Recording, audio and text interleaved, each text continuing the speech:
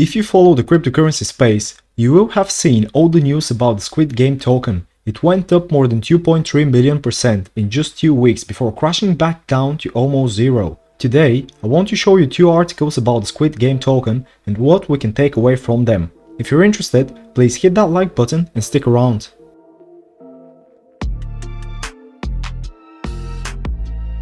So, the first article is by the BBC and it's called Squid Game Crypto Token Collapses in Apparent Scam.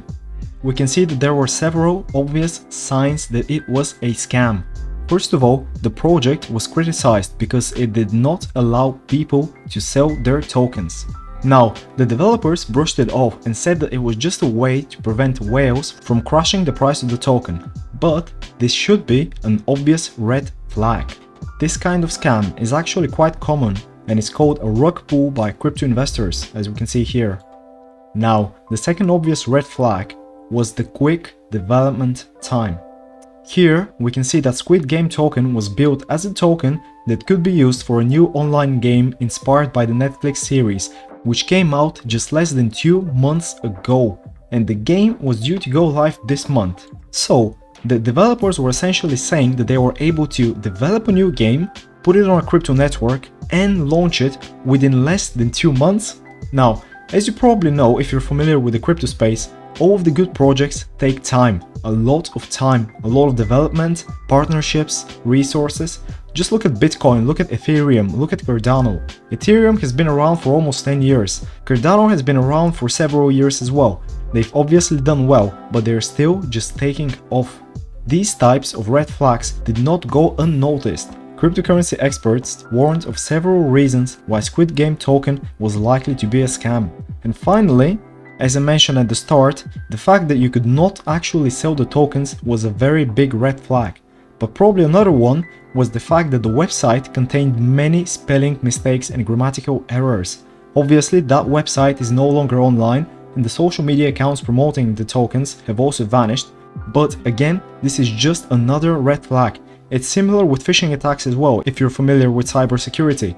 Whenever you get an email with spelling mistakes, grammatical errors, allegedly coming from an established institution or website, this is always a red flag. Grammatical errors, spelling mistakes, now this is just something that screams scam. And really, the problem here is that a lot of the retail investors are 1.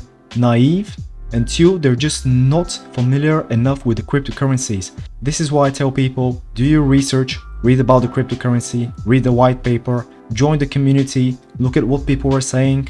It's not enough to just see the website or just do a quick Google search. You need to do proper research. And this is why I've been doing these educational crypto videos. And I know that they're a bit basic, but my goal is to introduce people to the crypto space.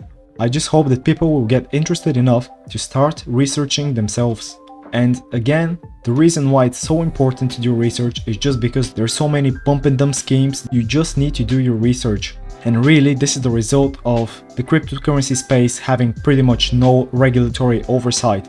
Now, this is kind of one of the best things about crypto, but also it is one of the worst things about crypto. So again, you just need to be very careful, do your research and read about what you're buying. The second article that I want to look at today is from the CNBC. Squid Game Crypto Token cost one Shanghai investor his life savings of $28,000 after coin plunged to near zero. Let's take a look at the article. Essentially, when this Shanghai investor called Bernard first heard about the token, he did what? He just did a quick scan on Google to see if the coin was legit. Now, that's probably okay as the very first part of your research, but obviously that should not be the full extent of the research. And it's not enough to just read the headlines, you probably need to read a lot of articles about it, a lot of posts, again, the white paper, go through the website and so on. If this investor had just seen it, if he had just read them, he would have seen that people are warning of some red flags around the project. But instead, being naive and probably very optimistic, he decided to invest his entire life savings of $28,000 into Squid. What happens then? The token hits a high of just over $2,800 and then plummets to nearly zero. I think this is a very common example of what happens when people get into cryptocurrency. They just rush to buy the token, Again, they do no research, but the problem is that they're willing to make massive bets without really doing any risk management or anything like that. Now, I've said it before, cryptocurrency is extremely volatile. Even the established projects like Bitcoin, Ethereum, Cardano. Bitcoin fell more than 50% earlier this year. That's the biggest cryptocurrency out there. It's established, people use it, it's almost mainstream, and it fell 50%. Now imagine what happens with a coin which pretty much nobody has heard of, lacks fundamentals, is not adopted. Then we can see that this investor is now worried that he's not going to be able to pay his bills. You should not put in crypto more than you can afford to lose.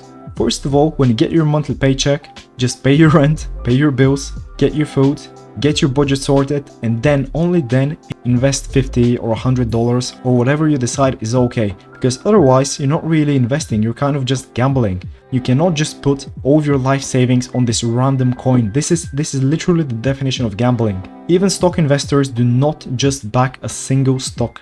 It's typically a portfolio, 10, 20, 30 stocks. It's an index fund maybe, which is comprised of 500, 1000, 1500 stocks. It's never just one. And again, to put all of your money into a single cryptocurrency, especially one of those altcoins, is just foolish. Now, if we keep going through the article, we can see another person, Dewey. And Dewey has taken a much better approach. Instead of just gambling all of his money, instead he just places small bets of around $100 on coins that he thinks show promise in their initial price movements. And personally, I think that's a much better way of approaching it, because yes, there are quite a lot of coins that can just blow up, and the most obvious example recently is Shiba Inu. But it's important to remember that those coins are not always backed up by fundamentals. Quite a lot of them are just being traded like a hot potato, and if you're lucky, yes, maybe you're going to hit the jackpot, but again, there's a very low probability unless you're very familiar with the crypto space, or again, you're just lucky. So these are the two articles that I wanted to show to you today, and I guess the two main takeaways from them are: 1. Do your own research and don't just trust random Google searches that a coin is good.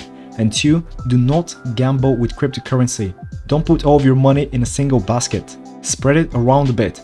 Most importantly, get some of the safest assets like index funds. Don't make big bets with most of your money. Keep the bets to a very small amount of your total assets. That's it really from me for today. What do you think about Squid Game Token? Was this inevitable? Is this something that you did not expect to happen?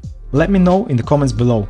If you enjoyed this video, please like, subscribe, and share it with people who you think may find it useful.